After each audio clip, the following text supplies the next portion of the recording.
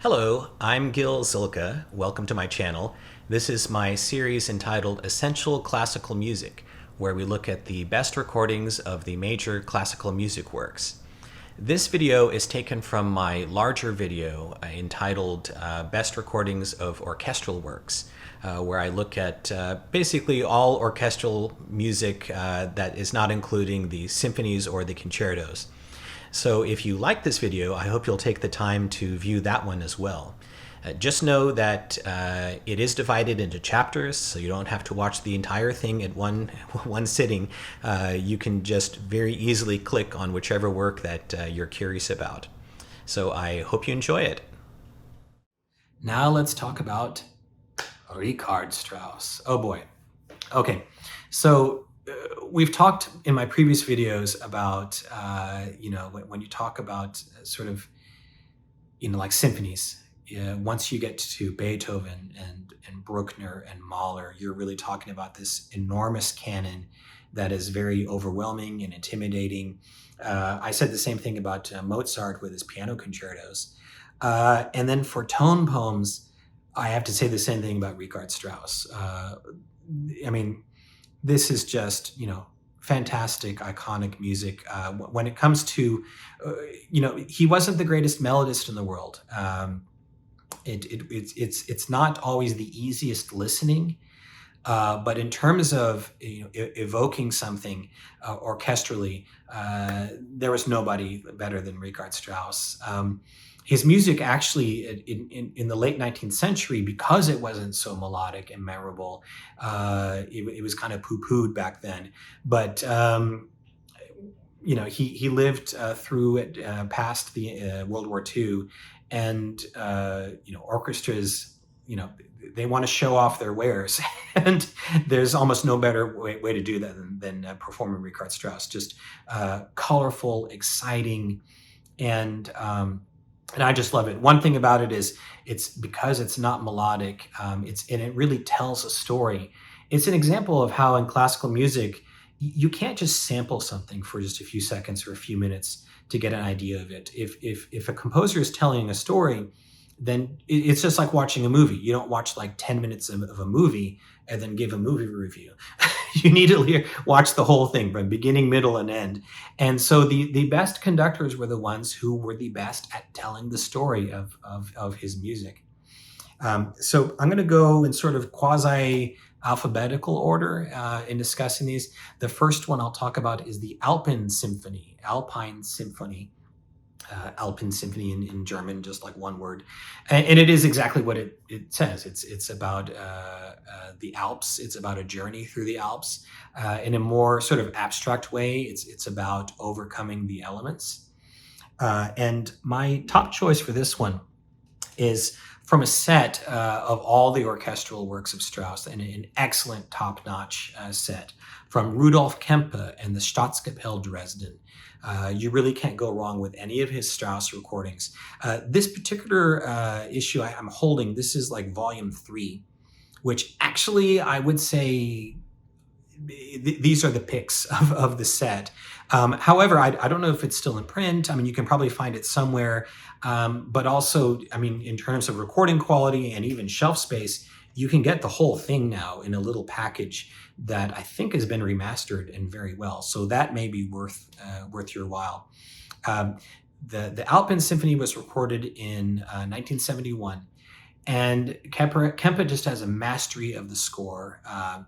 Just the beautiful colors, the drama of the journey. You really get that sense of overcoming elements and arrival, and evoking the image of the Alps as well. Very dramatic, very powerful, and to me, it's a very good introduction to Strauss as well, and what Strauss is all about. So that's a great recording. I also have to mention another top Strauss conductor, maybe the greatest Strauss conductor of all, Karajan. And this is with the Berlin Philharmonic, early digital recording from 1980. Sounds excellent. This one, I would say that the recording and even the interpretation has this sort of chilliness to it. It doesn't have quite, to me, the drama of the Kempe, but it's very, it's very brilliant. The climaxes are incredible, and it does evoke the chilliness of the Alps. You can't go wrong with this one either. I would get both. They're both fantastic, iconic versions of this symphony, and this is very well recorded as well. It's sort of one of those demonstration Karajan discs.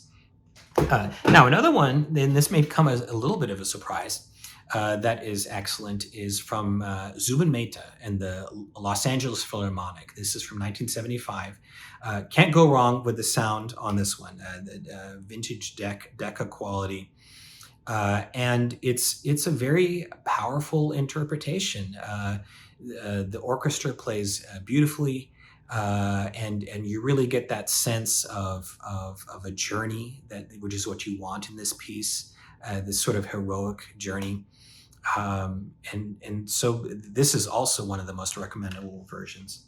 Now, finally, I want to mention the composer's own recording from 1941.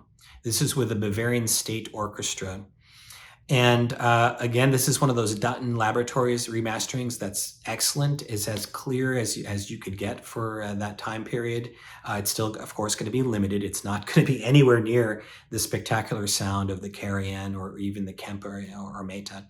But it's really something to see the piece through the composer's eyes. You get the sense that he doesn't think of it himself as much of a virtuosic showpiece or orchestral, emphasizing orchestral splendor, but he's thinking more in terms of the emotional aspect of this journey. And the sound quality really is pretty good, and to the point where you can actually hear the beauty of the string sound, for example, and you can sense that Strauss was really trying to bring that out. And so there are a lot of little touches that the composer, who, by the way, he was a very well-regarded conductor in his day. He left behind recordings of other works as well, but especially his own works. It's really irreplaceable. So this is also recommendable despite the dated sound. Okay, so that is the Alpensinfonie. Now let's talk about what might be his most famous work today because of the opening, and that's also Spake Zarathustra, which is more than just the opening. It's a fantastic work. It's a philosophical. It's hard to describe what's behind it. It's very abstract. It's based on a work by Nietzsche, which apparently he was walking along. He was taking a walk. He was philosophizing, and he came upon this enormous rock formation, and it made him think about timelessness beyond mankind. And of course, the opening to Also sprach Zarathustra was used in the movie 2001: A Space Odyssey, which happens when the apes find this large black slab. So I don't know for sure, but I imagine they must have been recalling Nietzsche. So it's a very kind of mercurial piece, very powerful. And my top recommendation for this one is one of the all-time great, in my mind, orchestral recordings of anything. And that's Karajan with the Berlin Philharmonic, recorded in 1973. Sounds absolutely fantastic. No apologies for the sound. That opening, it's as good as you can imagine. It's just so powerful and well played. And then the rest of the piece, which is really powerful and gorgeous. This second section with the strings that come in, so lush and dramatic in this version. If you want to appreciate the entire work, which you should, it's one of Strauss's masterpieces. This is a recording you should definitely get. Now, there are some other excellent recordings as well. Another very iconic one, because it's one of the sort of early stereo recording display issues, is this one. Fritz Reiner with Chicago Symphony, RCA Living Stereo from 1954. also sounds fantastic, also very powerful and exciting.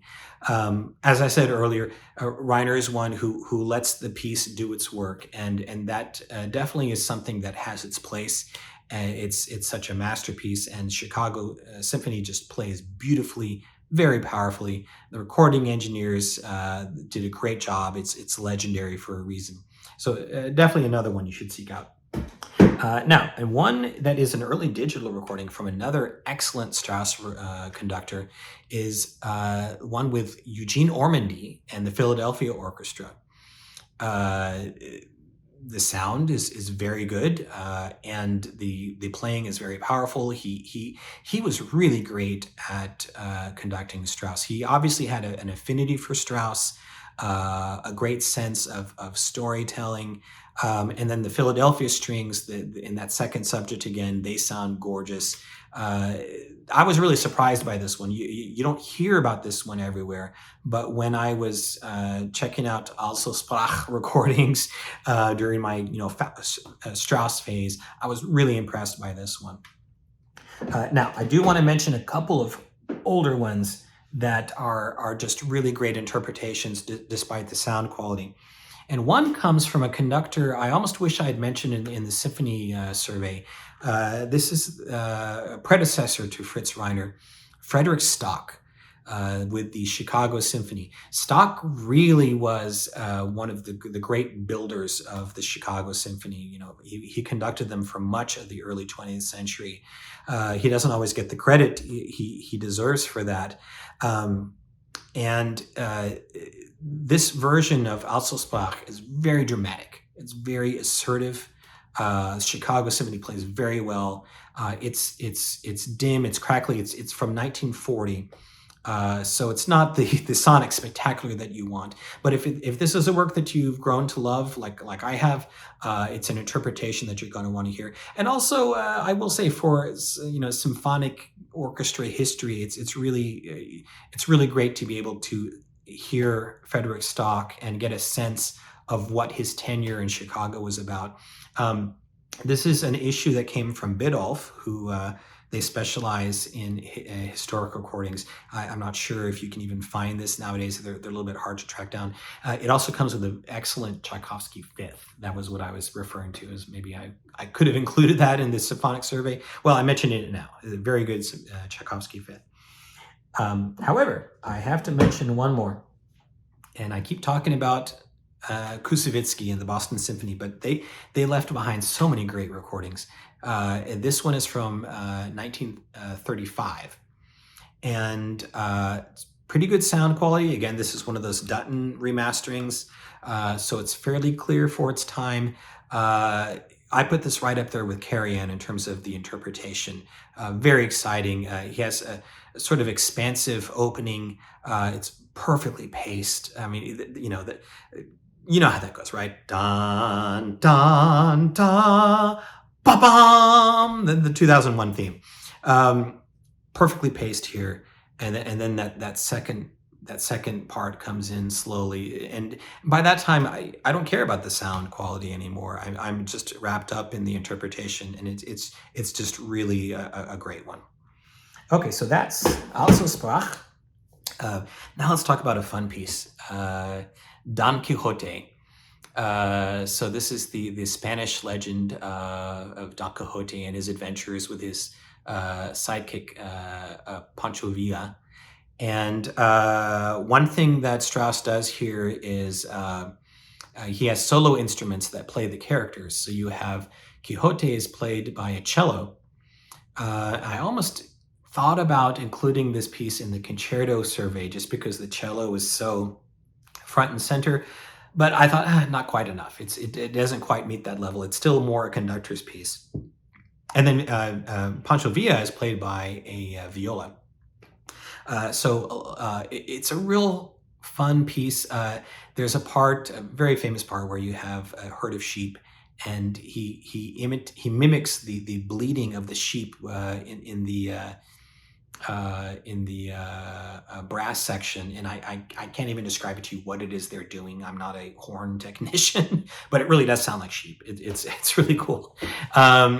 but it's a wonderful piece of adventure, and then and again, it's storytelling that Strauss was just a master at. So you're going to want a recording that does that well. My first recommendation for this work is a wonderful recording from the mid '60s, George Szell and Cleveland Orchestra. Actually, I should say it's actually 1960 that it came out.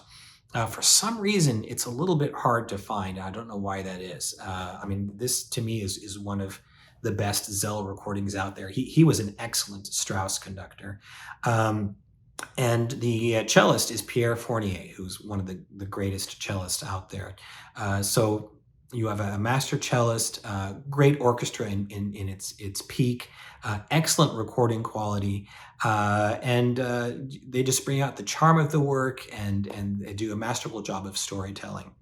Now, at the same time, I also want to point out a recording that Fournier did earlier with another great Strauss conductor, Clemens Krauss. And this is from 1953 with the Vienna Philharmonic, and it's rougher sounding. It's one of those early Decca recordings that sound a little wiry in the strings, for example. But this one just has this magical quality about it. Very evocative, where you really feel the story and you really get into the emotions of the story. I think more than any other recording I know, despite the slightly rougher sound quality. So that's a strong one. We also have, we go back to Kempe again, this set with the Dresden Staatskapelle. This is the same volume 3 that you have the Alpensinfonie in. Again, you can get it also the complete set remastered. No reason not to do that. The cellist is Paul Tortelier, and the sound is incredible. This is from 1973. It's just really powerful, and the Tortelier does a masterful job on the cello solo. They really dig into the music. Kempe is just such a master Strauss conductor. You can't go wrong with this one either. Now, again, a couple of older versions that are worth hearing just because they're so good. One is Strauss's own version. This is from 1941. The cellist is Oswald Uhl. So with the Bavarian State Orchestra, another one of these Dutton remasterings. So it sounds pretty clear for its time. Strauss understands the work, of course. It's its own piece, and he knows exactly what to bring out, and creating that sort of magical quality of the story, that sense of fun and an adventure. Strauss obviously knows exactly how to do that, and it comes across. However, I also want to mention, again, Eugene Normandy, great Straussian. This one is, again, with the Philadelphia Orchestra, but this is from way back in 1940. And one of the greatest 20th century cellists, Emanuel Feuermann. This one's just really exciting. It's dimly recorded. It's not quite as good as the Strauss I just mentioned. It's got a little bit more hiss, a little bit more muddy. But once you really get into it, you kind of get swept away by the power of the interpretation. It's just really great storytelling. So that's my last recommendation for Don Quixote. Now we come to, Strauss. It's just endless. You can spend hours and hours listening to Strauss tone poems. Another masterpiece, Ein Heldenleben, The Hero's Life, which some people said was maybe autobiographical. You notice there's this theme of a journey. You see it in the Alpine Symphony. Obviously, you see it in Don Quixote, and also in the hero's life, and also kind of overcoming. And then towards the end, there's this quiet part, and then you have the solo violin come in, where there's this sort of completion to the life, sort of contemplative and soft. A really, really wonderful piece. My top choice for this one is, once again, I'll go back to Eugene Normandy. Philadelphia Orchestra, this time in 1960. So it's really well recorded, beautifully played. solo violin I just mentioned that he plays at the end. It's Axel Bruselo. Where is he mentioned? I think his name is Bruselo, Axel Bruselo. He was the concertmaster of the Philadelphia Orchestra, and that's a real standout. He just plays beautifully, and Ormandy understands this work through and through. Obvious affinity for Strauss, and some people believe that Heldenleben is a work that is hard to bring off. It's fairly long. It's fairly sprawling, so you need a conductor who really does a good job of selling the work, and Ormandy does that. He just understands it through and through. You get this wonderful sense of completion at the end. So that's my prime recommendation. However, that other great, well, there are many of them, but especially this one, other great Strauss conductor, Karajan, also gives us a great Heldenleben. This is one of those EMI recordings that he did with Berlin in the early 70s. This was from 1974. Very well recorded, nice clarity, nice fullness. And with Karajan, I have to say, they say that if you are familiar with American political history, that that Lyndon Johnson, he had this thing called the LBJ treatment. That was when he convinced a senator or a congressman to go along with him, and he had a one-on-one, and he just leaned into you, and you were his. That was called the Johnson treatment.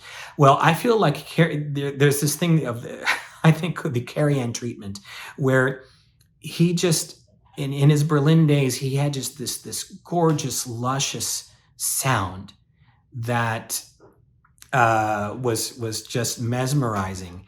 And some people say, they talk about it almost like it's witchcraft, like, like the Debussy we were talking about earlier, where they're like, oh, well, that's not really what Debussy had in mind.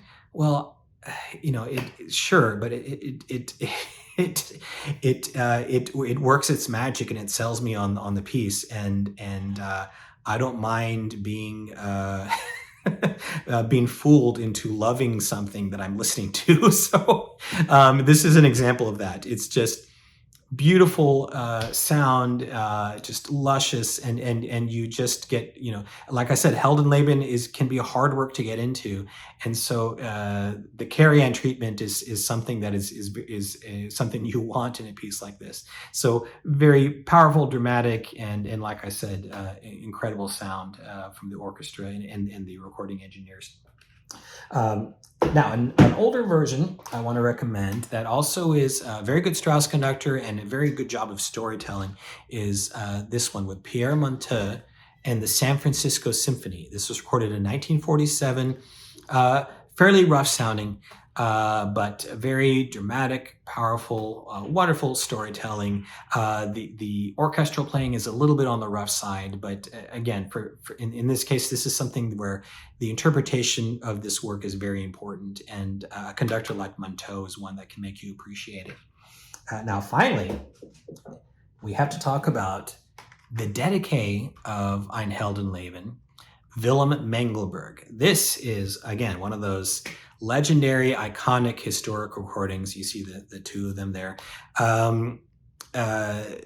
Mengelberg recorded this a couple of times, I believe, but this is the real famous one. This is from 1928 with the New York Philharmonic. And first of all, Mengelberg had wonderful insights into the work. He was, of course, a genius conductor. He was very flexible. He didn't believe in just virtuosity for its own sake. He was always a conductor who looked into the meaning of the music, and he obviously understood this piece very well. So he fleshes out all the different sections and bringing out its meaning. A wonderful sense of arrival towards the end. And then you have the combination of that with the New York Philharmonic, who was always this very virtuosic top level outfit. And the combination of those two made for this just really fantastic recording, which it's obviously 1928, really old. It's limited. There's a little bit of hiss, but through the crackles, you still can hear the great music and even the details. So still an iconic version of this piece. Okay, so that's Heldenleben. I'm going to readjust my seat here as we get closer to the end. Now let's talk about a piece that I alluded to earlier, which is really meaningful and symbolic in a lot of ways. I talked about how, you have this Germanic line going all the way back to Bach's time that included, Mozart, Beethoven, Schubert, Brahms. I mean, what a run, right? The 60s Celtics have nothing on these guys. I mean, it was incredible. But it all came to an end, a really destructive, horrible end at the hands of the Nazis. And Richard Strauss wrote what you can only be called kind of an elegy for German culture. He wrote this at the end of World War II.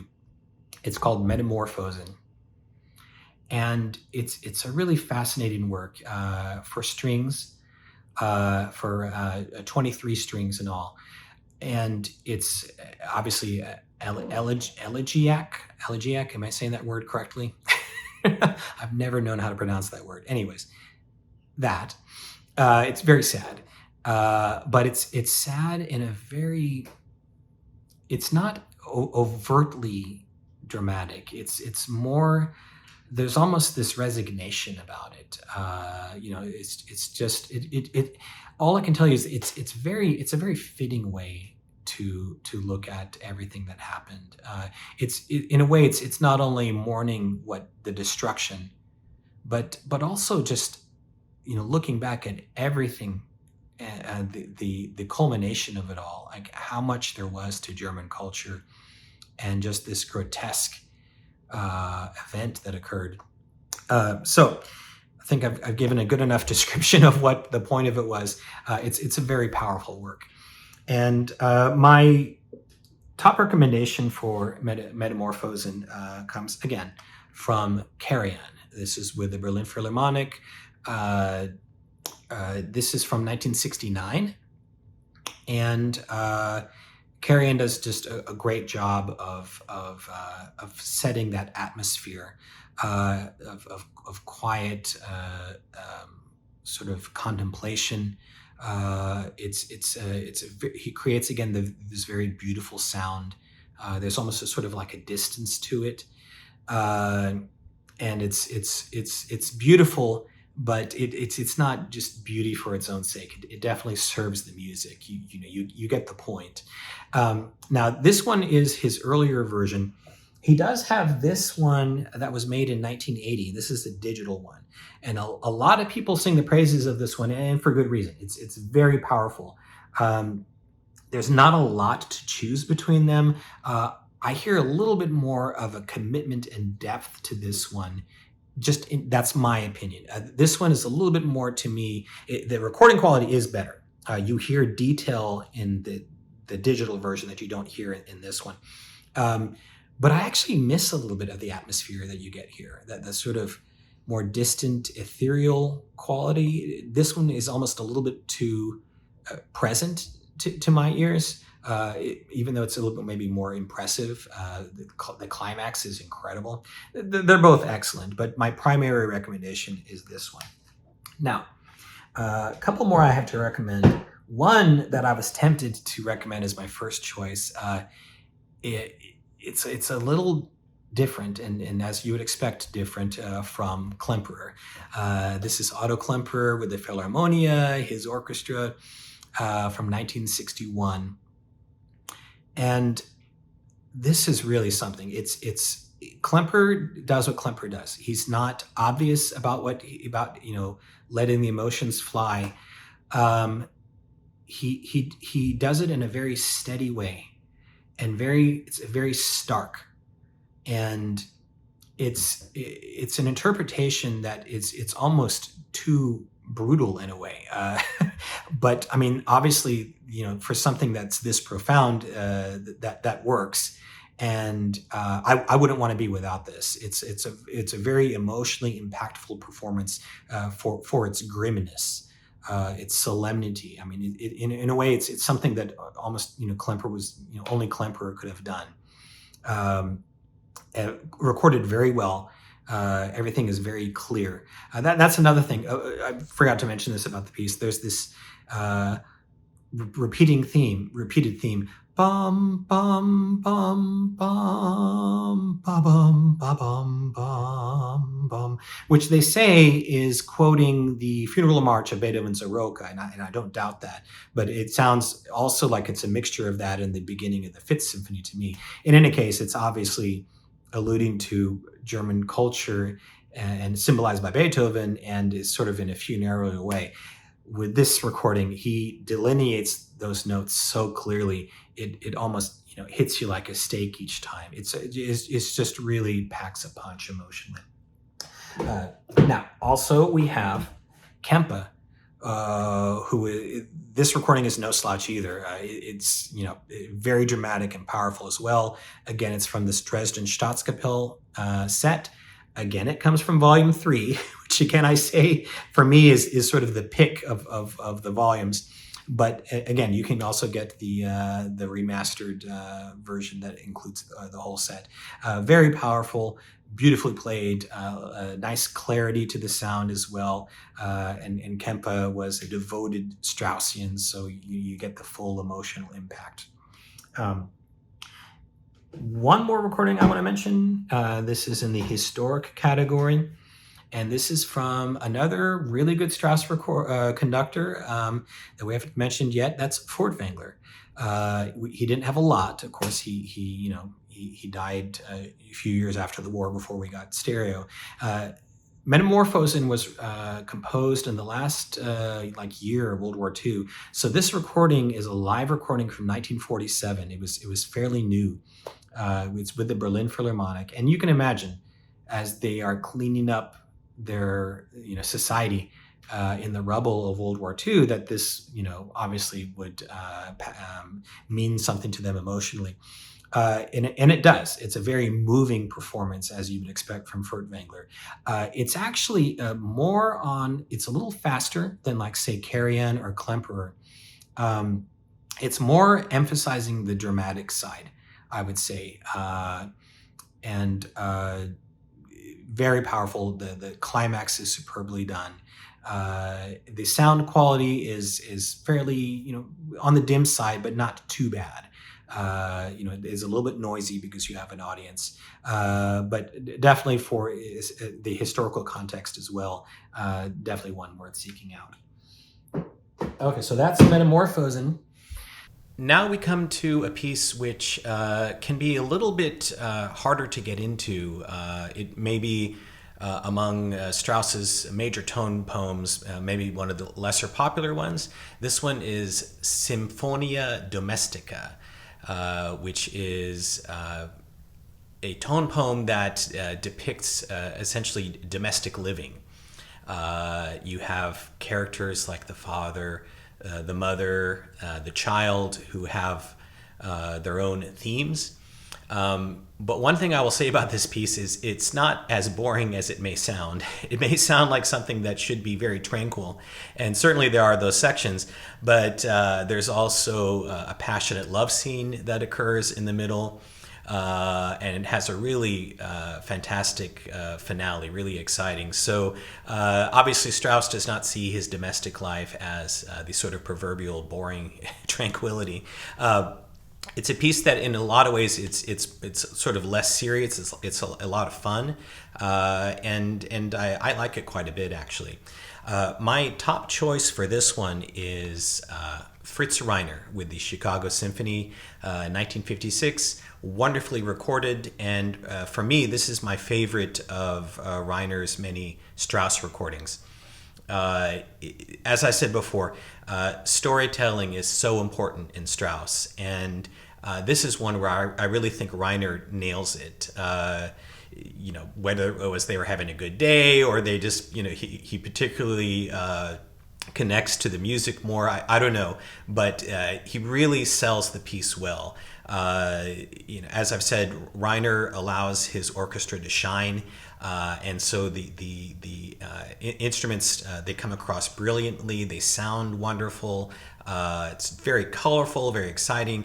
The finale is paced just really, really wonderfully. So I think if you're wanting to appreciate Symphonia Domestica, this is a good version to go for. Another one from around the same time period, another great Strauss conductor, is this one, George Szell with the Cleveland Orchestra from 1964. And this is one of Szell's better sounding Strauss recordings. It's a little later than some of the other ones, and that really helps accentuate the beautiful playing. You hear wonderful detail. And like Reiner, tells the story well. You have that wonderful Szell, vibrancy and energy, and very exciting, beautifully played. So a great second choice, you might say, to the Reiner. And then finally, I also want to mention this older one, live recording in quite a bit dimmer sound. This one is Furtwängler with the Berlin Philharmonic from 1944. And this one, it's a little bit noisy. It's a live recording. You can hear a little bit of audience noise. But the reason I include it is the performance is really, really dramatic and powerful. You might even argue that Furtwängler may be making more of this music than he should be, than the score deserves. But there really is an extra level of depth to the playing that, for me, is really captivating. The finale is just so powerfully dramatic. So despite the sound and the muddiness, I think once you get past the Reiner and the Szell, you should also give this one a try. Okay, so that's Symphonia Domestica. Now we come to, I'm going to couple two pieces together because they're often coupled together. These are two of his most popular works, earlier works, and a little bit on the shorter side. One is Till Eulenspiegels lustige Streiche, which means Till Eulenspiegel's merry pranks. Till Eulenspiegel was this sort of character, legend, who was known as a trickster.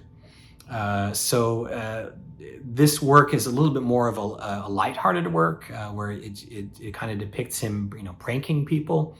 Although he doesn't meet his demise at the end, so it's not all happiness for Till Eulenspiegel. But it's at the same time it is considered one of the more sort of lighthearted Strauss works. And then you have Don Juan, which is based on the famous legend of Don Juan, the infamous womanizer, and it starts out really robust. As Don Juan, heading out on to attain his goal, but he gets frustrated towards the end, and he actually becomes very introspective. There's this beautiful kind of quiet central section. And then he finally meets this dramatic demise. So in a way, both pieces kind of, you can say, start out a little bit more lighthearted than other works, but they do have kind of sad endings. My top choice for this coupling comes from the same disc that I just mentioned for the Ormandy Ein Heldenleben, but this is Szell and the Cleveland Orchestra. Again, they always did great Strauss. These recordings are from 1957. No worries about the recording quality. It's excellent. The playing is fantastic. The virtuosity, the clarity, it brings out the charm of Till Eulenspiegel. And then Don Juan, he comes out the gate real exciting, as Szell often did, just bringing that energy. But then that quiet central section is just gorgeous. The Cleveland Orchestra just sounds fantastic. So this is really, really excellent. We also have a coupling from Karajan from the earlier disc I mentioned of Also sprach Zarathustra. So this Don Juan and Till Eulenspiegel come from the early 70s, same time as this one. So you're going to get the fantastic sound, You get the drama and the power. It's a little bit heavier than the Szell. And like I said, these were, comparatively speaking, a little bit lighter works. But at the same time, you do get that, especially in Don Juan, the beauty of the playing is fantastic and the power. And then, you got to have this also sprach as well. So that is a top choice. Then we also have, I just mentioned him, I'm going to mention him again. These are better sounding recordings. These are studio recordings from 1954, Furtwängler with the Vienna Philharmonic. Now, Till Eulenspiegel really was a piece that Furtwängler did maybe better than anybody. In fact, we're lucky to have, it's one of the few complete films we have of Furtwängler conducting with the Berlin Philharmonic after the war. There's a video with even a dancer portraying Till. This recording, the thing about it, Furtwängler in this piece is that flexibility he had, that gift for making the music sound as if it's happening on the spot, really works great in this piece. The whimsy comes out, and real dramatic, real fun, and then real powerful.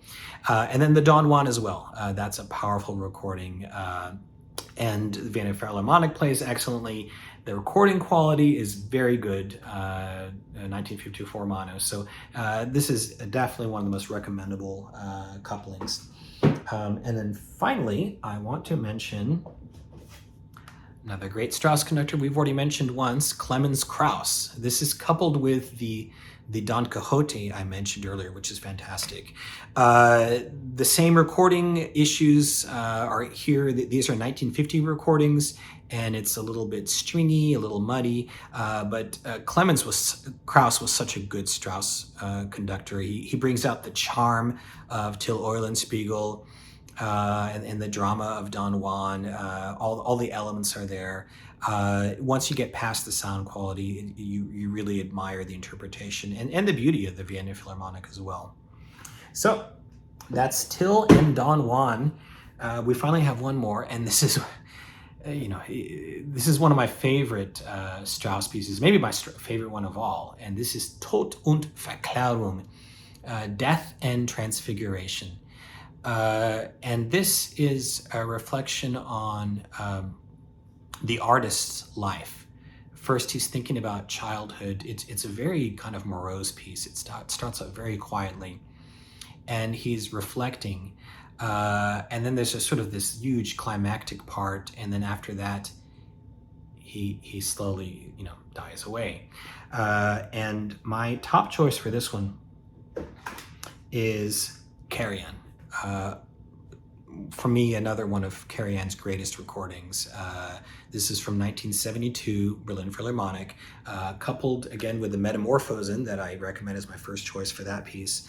And it's just a tour de force.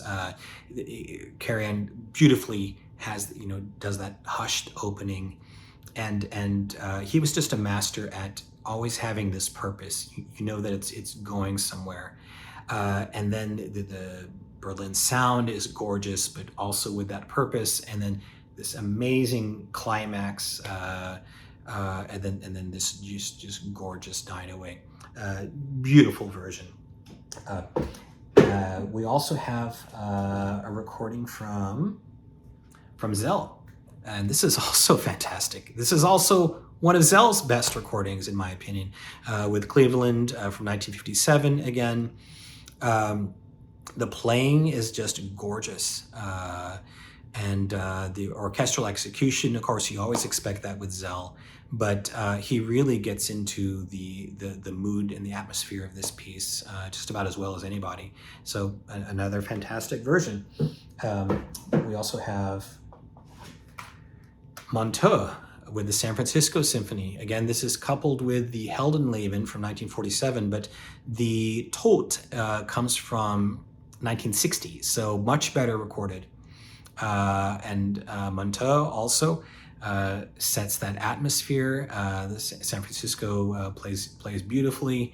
It's a very moving performance. Monteau always had lots of humanity, and that's excellent for a work like this.